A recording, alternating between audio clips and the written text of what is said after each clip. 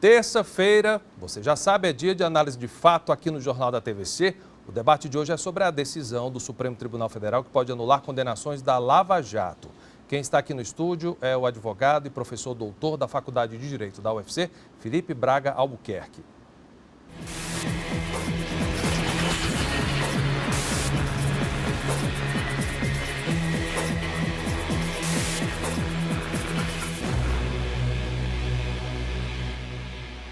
O Supremo Tribunal Federal pode anular nos próximos dias algumas decisões tomadas durante a Operação Lava Jato, que investiga um esquema de desvio e lavagem de dinheiro envolvendo aí Petrobras, empreiteiras e até políticos. Uma votação que aconteceu semana passada aprovou que réus delatados devem apresentar alegações finais depois dos réus delatores. A prática é prevista na Constituição Federal e não foi aplicada na Lava Jato. A mudança já beneficiou o ex-presidente da Petrobras e do Banco do Brasil, Aldemir Bendini, que teve a condenação anulada e está solto. Quem está aqui com a gente é o advogado e professor doutor da Faculdade de Direito da UFC, Felipe Braga Albuquerque. Boa noite, doutor. Muito obrigado pela presença. Boa noite. Essa é a primeira decisão do então juiz Sérgio Moro, nosso atual ministro da Justiça, anulada dentro do esquema todo da Lava Jato. Como é que se entende isso na jurisdição, por exemplo? É um avanço, na sua opinião? Olha, na verdade, o que o Supremo está ratificando ou não é o cumprimento da Constituição Federal. Então, a Constituição ela determina o direito à ampla defesa, o contraditório. Nós temos uma legislação que fala sobre a colaboração premiada. Apesar da legislação não apontar essa ordem de apresentação de alegações finais em processo, como o delator ele tem um papel dentro do processo penal que se aproxima muito do Ministério Público, porque eles fazem tratativas em prol de uma acusação para que ela tenha um resultado positivo. Então, o papel dele em relação a um delatado é de antagonismo.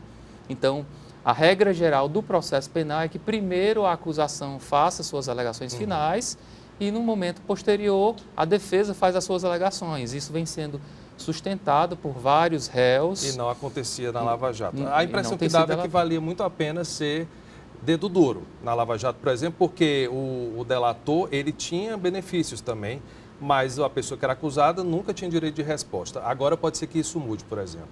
Na verdade, o acusado ele também tinha a faculdade de delatar. Ele também poderia se transformar num delator. Tá? Mas de se defender do que ele estava sendo acusado também? Também, ele pode se defender e ser também um delator. Mas nunca após a delação, por exemplo? Ele não tinha um direito de resposta, era assim que acontecia? Não, por exemplo, digamos que seja um delator, eu estou acusando você de uma delação. Você que está sendo acusado, você pode contribuir com o processo criminal delatando um terceiro. Certo. Tá? Então, assim, você também teria direito a um benefício na delação. Tá? Então, mas, na verdade, a delação inicial ela tem um peso maior porque você começa a incriminar certas pessoas. Então, esse ciclo está mais ou menos fechado. Tá? Então, o corréu, o delatado, né, ele se conta numa decisão meio em desvantagem. Tá bom? Porque são apresentadas provas, ele vai ter que se defender, mas a lógica é que ele se defenda por último. Primeiro são feitas as acusações e depois ele se defende. Né? O senhor acredita que essa decisão acontece amanhã em votação? Acredito que sim, o Supremo já meio que concluiu a votação. Tá? Faltou o ministro Marco Aurélio, estava ausente, tá? Mas assim, pelo número de votos não vai alterar o resultado. O que vai ser debatido amanhã isso é um processo do ex-presidente da Petrobras, é um recurso individual. Como está sendo levado ao plenário, vai ser discutido se essa decisão vai ter efeito para todos os casos. É o primeiro aspecto. O segundo aspecto essa decisão é para todo o processo em que envolveu essa violação da ordem das alegações ou só para os réus que alegaram algum tipo de prejuízo. E, em terceiro lugar, a partir de quando isso vai ter efeito? Porque há uma discussão se isso teria um efeito retroativo, ou seja, todos aqueles que tiveram prejuízo teriam as decisões anuladas. Ou não, a partir de hoje o Supremo terá esse entendimento. Né? Então, assim, pela lógica do processo constitucional, se ocorre uma nulidade, todos os processos teriam que ser anulados. Quando falo em processo criminal, não são todos os processos criminais que tramitam no Brasil. Isso está em dúvida também. A população está achando que qualquer tipo de crime pode ser beneficiado. É bem específico com relação a essa Operação Lava Jato e crimes dentro dessa esfera, né? Isso, são crimes que envolvem a aplicação da lei de colaboração premiada. Que é a lei de delações. E nem todos os processos da Lava Jato envolvem esse tipo de prática. O Bendini, se for favorecido, já puxa 4 com ele para o benefício. No total, mais de 130 pessoas, entre eles o ex-presidente Lula, que ainda está preso e está se debatendo aí o que é que deve acontecer. Sim. É isso mesmo? E só para também ressaltar que, havendo a anulação, o processo ele não volta à estaca zero. Ele volta para a fase de alegações finais. Os depoimentos que foram colhidos, perícias, outras provas, elas valem. Tá? Só que agora vai ter que ter uma nova alegação, uma sentença. Se houver condenação, recurso para a segunda instância, terceira instância, então uma nova tramitação de um processo. Não a partir do começo, mas é um longo passo que ainda vai ser seguido. Doutor, no entendimento geral, a gente analisando hoje em dia, me parece, e eu vou ser um pouco pessoal aqui, que foi um movimento muito ligado à política, à Lava Jato. O senhor acredita nessa hipótese também? Sim.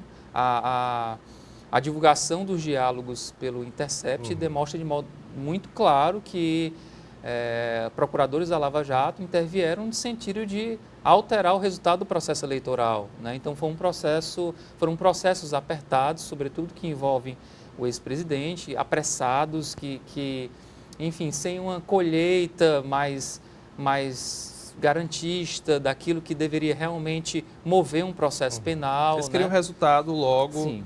E no caso, bem específico, a prisão do ex-presidente Lula. Sim. Ficou claro isso? Sim, ficou claro. E essa questão de relação entre judiciário, Ministério Público e mídia tem que ser uma relação muito cuidadosa, né? Não pode haver tem que ter uma independência, uma imparcialidade. A mídia pode colaborar, tem liberdade, tem que investigar. Tem que ter responsabilidade também. Mas ao magistrado ele tem que se afastar e não se contaminar com a repercussão de uma decisão. Isso. Doutor, a gente aproveitou a passagem do presidente da OAB Nacional aqui pelo Ceará, o Felipe Santa Cruz, para ver a opinião dele sobre essa decisão do STF. Vamos conferir.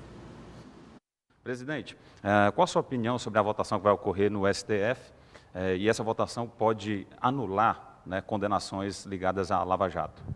O devido processo deve ser observado em todas as circunstâncias, o que não significa que todo processo de combate à corrupção deva ser anulado. Agora, em cada caso concreto, deve-se verificar se houve prejuízo à parte, e isso só vai poder ser verificado nos processos individuais. Então, acho que é parte do julgamento, acho que há um exagero, até porque o que vai acontecer é a anulação e o processo desce para nova sentença. Então, é algo corriqueiro num processo judicial e não configura propriamente uma grande novidade. Você acredita que seja uma votação de muito embate, de muita discussão? Tudo no Brasil atualmente né? Até porque parte da população está tomada por uma paixão que não combina muito com o processo judicial. Então, o processo ele é bem feito, ele preserva o direito de defesa, ele naturalmente vai chegar ao seu deslinde justo e é isso que todos buscam.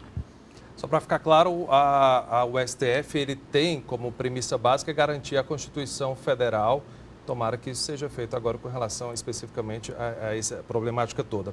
Só acredito que o ex-presidente Lula, saindo, sendo liberado, tendo a condenação aí anulada, ele poderia entrar com pedido de indenização para o Estado, para o governo federal, enfim, se for comprovado que foi julgado ilegalmente?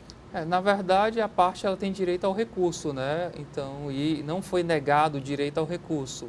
Ele tem recorrido de decisões, alguns tribunais têm mantido, reformado aspectos das decisões, mas isso por si só não gera o direito à indenização. É claro que outros aspectos, né, desde condução coercitiva, a mediatização do caso dele, né, ou seja, uma ampla exposição do que ocorreu pode gerar uma indenização. Moral, entre outras coisas, não sei se é isso que ele pretende. Eu acredito que é um processo muito complicado, né, que eu acho que iria expor ainda mais um pedido por uma quantia monetária. Não sei se é a intenção, mas, em tese, teriam o direito. Essa derrota do atual ministro, enquanto ainda juiz Sérgio Moro, põe em xeque a jurisdição, o STF, por exemplo, na sua opinião? Olha, se o Supremo garantir o cumprimento da Constituição, não. Acho que não. Agora, É claro que fragiliza a Operação Lava Jato no que se refere ao papel que foi cumprido pelo juiz Sérgio Moro e também alguns juízes replicaram isso. Tá? Enfraquece o papel que ele desempenhou. Perfeito. Doutor, muito obrigado pela presença. Pode sempre aqui, viu? Boa noite, à Uma honra disposição. receber. Até a próxima. Olha, e a seguir tem o futebol. O Anderson Moreira deixa o comando técnico do Ceará após 8 jogos sem vitória. O novo treinador deve ser anunciado ainda esta semana. A gente mostra ainda. Como foi a vitória do Fortaleza contra o Botafogo por 1-0 na Arena Castelão? E no Dia do Idoso tem o desafio de envelhecer com qualidade nos dias de hoje. É daqui a pouco.